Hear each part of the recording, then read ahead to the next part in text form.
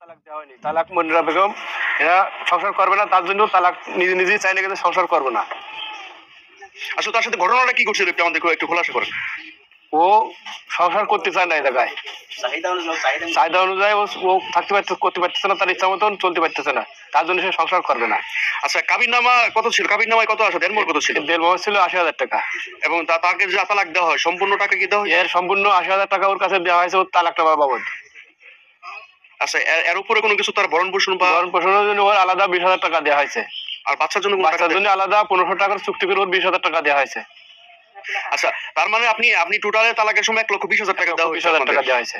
আচ্ছা, সে তাহলে অভিযোগ কেন করতেছে আপনাদের কি মনে হয়? ও কয়দিন বাকি পড়ে গেছে তার জন্য অভিযোগ করতেছে। বাকিটা বলতে কিসের বাকি? বাচ্চার ভরণ পোষণ বাকি? বাচ্চার ভরণ কিছু টাকা বাকি পড়ে গেছে। কত টাকা দেওয়ার কথা ছিল? 1500 টাকা মাসে, মাসিক 1500 টাকা।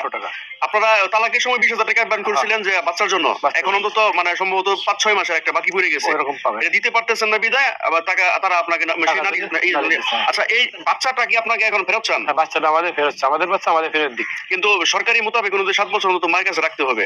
এই বাকি যে এখন 3 বছর যদি বাচ্চার বয়স, বাকি 4 বছর অন্তত আপনাদের ভরণ পোষণ দিতে হবে। ভরণ পোষণ দেবো, বাদ বাকি যে কয় বছর আছে বাদ বাকি ভরণ পোষণ দিয়ে প্রতি মাসে তাকে ভরণ পোষণ দিবেন 1500 টাকা করে। হ্যাঁ, যদি মা যদি না রাখতে চায় আপনারা এই বাচ্চাকে দেখবেন। বাচ্চাদের আমাদের বাচ্চা আমাদের দেখতে হবে। তো মানে বাচ্চা যে আসলে ওই আপনাদের না এরকম আপনারা কোনো স্বীকার না করতেছেন না না? না, বাচ্চা আমাদের।